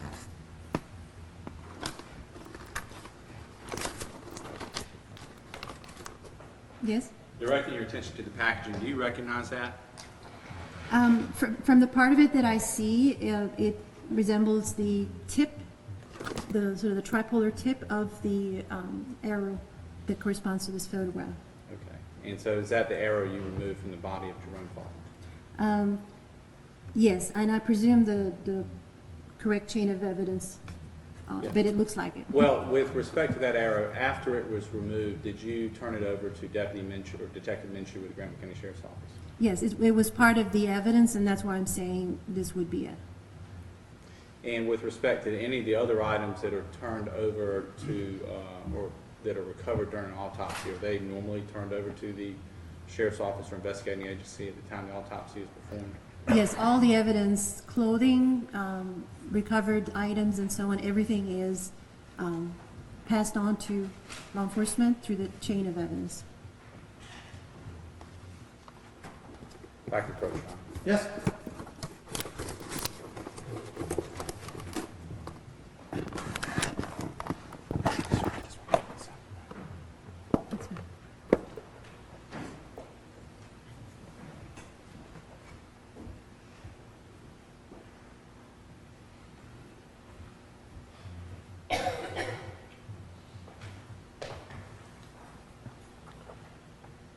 Turning your attention to State's Exhibit 639 in comparison to 637 and State's Exhibit 636, what does that photograph show? In this photograph of part of the x-ray that we got, you can actually see this with the tip here being that portion of the arrow. And it is aligned exactly as you see where it entered and went inward, basically passing through soft tissue, in through one rib, scraping the inside of 4 ribs, and as it went inside the rib cage, it grazed the left lung, and then it went out through the space or the muscle between 2 ribs, and it was the point was still inside the body in the soft tissue, so it went in and out along that curve of the rib cage. So if you could actually, I guess, using the pointer that you have, can you demonstrate the track of this arrow through Mr. Faulkner's body? It's from his right side towards his left. Wherever it goes in, it is going downward. And it's exactly as you see here, where this would be the rib cage, and it's going downwards. Would this wound have been immediately fatal to Mr. Faulkner? Not instantaneously, but if it was the only injury, there is injury to the lung, there is injury to ribs, and the arteries between the ribs can bleed quite a bit, and there is internal bleeding in the chest cavity from the rib injuries and the lung injury. So if that's the only injury, you can, without medical attention, quick medical attention, you can bleed a lot, and of course the left lung is not going to be able to function appropriately. And it could potentially be the cause of death. Would this wound have rendered Mr. Faulkner unconscious or not able to move? What would have been his mobility after this wound was inflicted? It would not necessarily have made him go unconscious instantaneously. Depending on when this happened, if it happened earlier in this whole process of multiple weapons, multiple injuries, multiple parts of the body, if it happened earlier, just the blood loss would have kind of made him dwindle, in addition to, the blood loss from other injuries and so on. More than likely, this may have happened a little closer towards the later part of this whole process, because the internal bleeding within that left chest cavity, the volume was only about 1/3 of a liter. So he probably eventually decompensated from that blood loss and all the blood loss from all these open wounds from the body, in addition to him having some heart disease. So it may have incapacitated him or led to his death relatively quickly because of the blood loss compromising his heart condition, along with other injuries and so on. So I'm not sure we were trying to get to. I guess after Mr. Faulkner was shot with this arrow, would he have been rendered immobile? No, like I said earlier, it's not instantaneously incapacitating or causing death immediately. But it, understandably, you've got the pain from ribs being broken and lung injury and affecting the breathing. So it would compromise him to some degree, just not necessarily immediately going unconscious or immediately incapacitated. Turning your attention to State's Exhibit number 640, can you tell the jury about this photograph? This was just an attempt, just by the mere peculiarity of having an arrow, to photograph the defect in the clothing. I don't think we can see it very well because of the blood soaking and so on. But this was because of that characteristic kind of T-shaped defect and so on. Is it hard approximately to the same see. vicinity of that white sticker that's Yes, this is sort of highlighting it, but I can barely see it with all the blood soaking. But that was the attempt to highlight it being an interesting finding in terms of a slightly different type of sharp force injury. As a part of your examination, do you look at clothing just for any kind of clues as to the cause of death? We do, not necessarily to great detail. That would be carried on in the crime lab. But with firearm injuries, you may be looking if there's obvious soot or gunpowder and so on to help assess the range of discharge of the firearm from the body and so on. In a case like this, it may help interpret the number of wounds or where things entered and so on by seeing overlying defects in the clothing or not and so on. So just a cursory look at least may help make judgments about some of the descriptions of the injuries from my end. But detailed examination, we do not perform. That can be conducted later in the crime lab.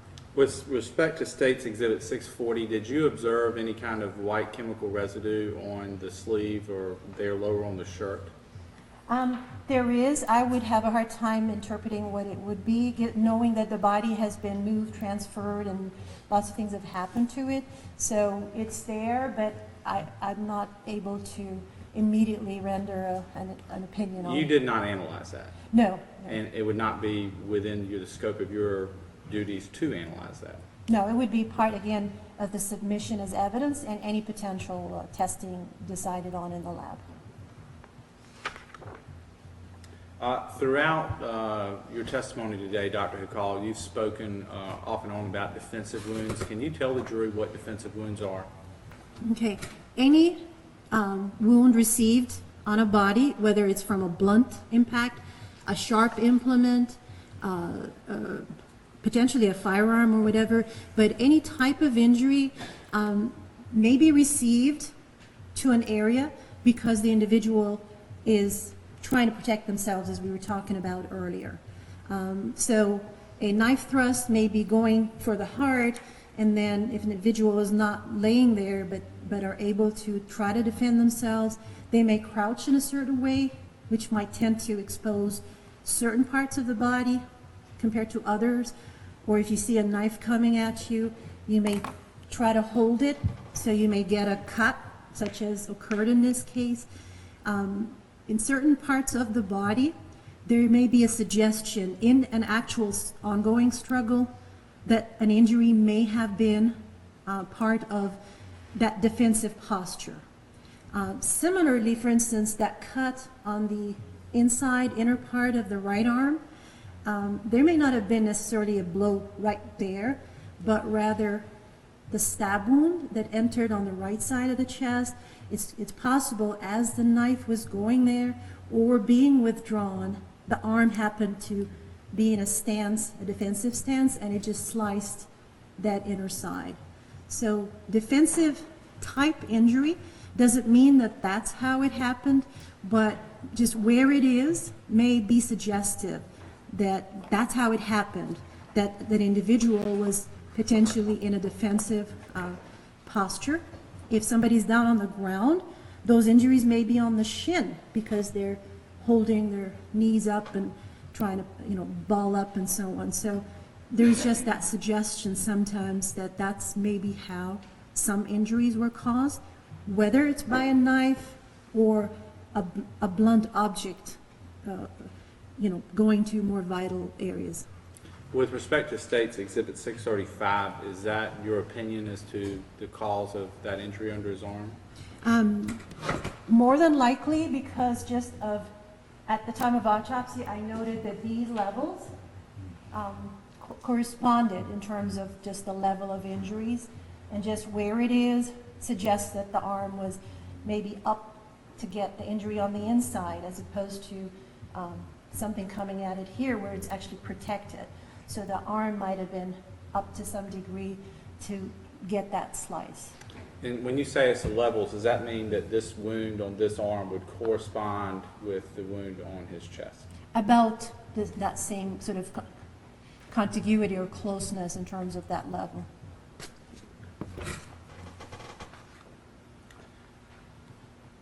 Dr. Call, turning your attention to State's Exhibit 641, can you tell the jury about that? That was one of the cuts, one of the 5 cuts to the right hand that was in that webbing between the thumb and the index finger. It's a cut, but it is potentially received with an actual attempt to ward off the knife, for instance, just in the location that it's at. That's just a possibility. And were there other cuts on the hands as well? On the back of the hand, 5 of them, this being one of the 5. The back of the hand and the back of a couple of the fingers. Dr. Call, you spoke earlier of asphyxiation. Would that be a contributing factor for Jerome Faulkner's death? I considered it as potentially part of the causation of his death because we received the body with the bag over the head, presumably to occlude the breathing and to exclude oxygen at the time when it was put. And therefore, I would have to presume that it was, that he was not already gone, and therefore that oxygen deprivation might have been part of how he eventually died, on top of the different mechanisms that were kind of leading him in that direction. So it's a presumptive part of the overall cause of his death, the asphyxia or the suffocation. The suffocation, would that have accelerated his death in a case like this? If maintained, it could have been potentially the final step. I know the bag was torn over the top. I don't know at what point it got torn during, transfer and movement, transport of the bodies and so on. I don't know at what point. But when it was placed, if the occlusion was maintained long enough, that could have led to the death. You would not be lasting for a lot of time with occlusion of the oxygen. You've spoken about modalities. What are modalities, Dr. Haikal? The modality is just another term that I'm using to simply talk about different types. So when we're talking about the different types of injuries in this that received by Mr. Faulkner, there's the blunt type, the sharp type, chemical type, asphyxia, meaning oxygen deprivation. So having these different types of forces or injuries or agents being used, just another term is different modalities or different means. All we're saying is it's clear that a firearm was used, 2 sharp implements or weapons were used, at least 1, if not more, blunt objects or weapons or implements, a bag. So at least 6 different types of weapons or implements or objects were used, but basically 5 types of injurious agents or objects or forces. With those 5 types, would that include the chemical burn? Yes, firearm, sharp force, chemical, asphyxia. What are we forgetting here? Sorry. Blunt force? Yeah, the blunt force, of course, it's a big category. But because we have 2 different sharp force, I'm saying at least 6 different implements or weapons or agents, because there's the addition of 1 more sharp implement. There may be more weapons involved that account for all the different blunt force. I would not be able to tell that part. So with respect to your opinion, at least 6 different instruments or weapons were used, but it could be more. That's great. Do you have any opinion as to what order Mr. Faulkner was injured, or how these wounds were received? Only opinions as to likelihoods. I would not be able to be definitive, but like I said earlier, I doubt that the real severe injuries were much earlier on because he probably would have decompensated even faster and may not have required all the other types. I would doubt, for instance, that the chemical was thrown at the very end. I would suggest that maybe earlier, but that's just logic and considering if somebody would have lasted longer or a shorter period of time. But I would not be definitive as to sequence or simultaneous. You could be receiving blunt injuries while you're being shot at, so I would not be able to separate things out. You spoke earlier about how fast he decompensated. What does that mean? Again, I can't time with any certainty the whole process of changing weapons or implements or struggle and hitting head and the abdomen and the back and this and that. I can't tell you how long. But by using some of the findings, such as only about a third of a liter in the chest cavity, and looking at the fact that he had some heart disease, his heart's enlarged, and his coronary arteries are moderately, sort of up to moderate blockages, knowing his age and so on, and that he is also bleeding externally in addition to the internal bleeding. If everything that happened to him took a relatively long period of time where you're moving from one implement to another, struggling, moving, all while I know that another individual is also being assaulted just from the circumstances. The longer it would have taken, I think I would have found more blood accumulation internally than just 300 mils.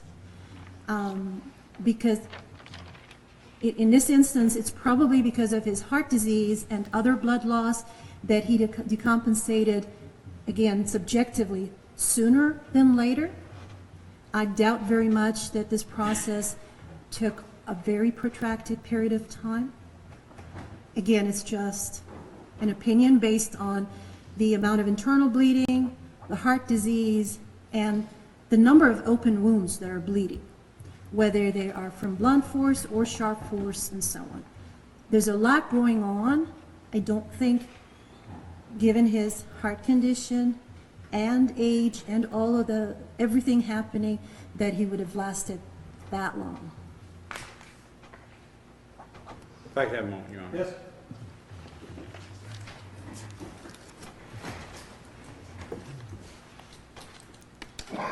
Your Honor, the state doesn't have any more questions with respect to this examination. Witness with the defendant. Your Honor, I don't have any questions for Dr. Thank you, Mr. Any objection to asking that she be released from her sentence? I am asking that she be released from her custody. No objection. Thank you. Any further action had state on trial? Your Honor, in this matter, the state rests. Ladies and gentlemen, for you, I'm going to excuse you from this courtroom for a evening recess period. During the time that you're not with us, it should you not to talk among yourselves about this case. Do not talk to the parties, the witnesses, or the lawyers about anything at all. It's your further duty not to talk to anyone else, allow anyone else to talk with you or to say anything in your presence about this case. If anyone communicates with you in any way, you'll let the sheriff know about it when you come in tomorrow morning. Have no contact with anyone participating in this trial. And do not do any independent research or investigation unknown about any issue touching on this case. Stay away from your computers and any form that has anything to do with this trial.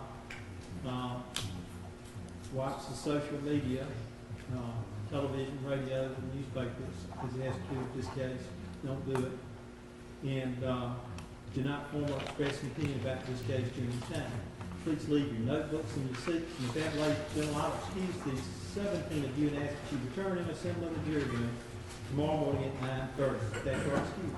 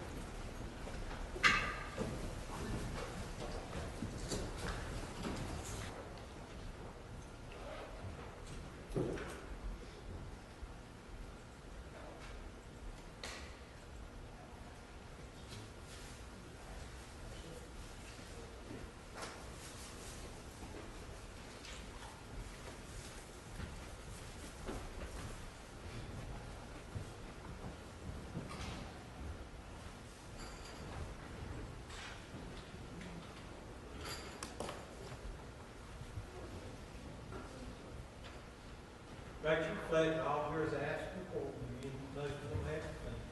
Yes, Your Honor, the defense moves to dismiss each charge on the ground that the evidence is insufficient as a matter of law on every element of each charge to support submission of the charge to the jury, and that submission to the jury would therefore violate the 14th Amendment. Further, the defense moves to dismiss each charge on the ground that, as to each charge, there is a variance between the crime alleged in the indictment and any crime for which the state's evidence may have been sufficient to warrant submission to the jury, and that submission to the jury would therefore violate the 5th, 6th, and 14th Amendments. I don't think I need to be heard beyond that. Yes, is that?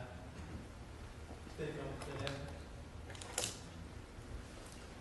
Yes, we expect to. Sorry? We plan to, yes, sir. In the event that the defendant chooses not to testify, he can make an inquiry on the Sure. record. Otherwise, they will not. Okay. Anything further, record of the state? Nothing on behalf of the state, Your Honor. Anything further for the record of the defendant? Yes, sir. No, sir.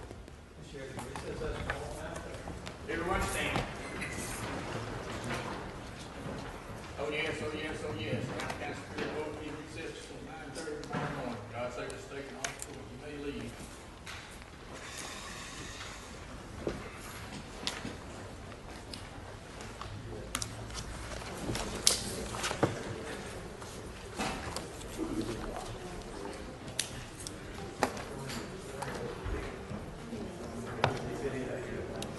Let's take a little moment and have a powwow.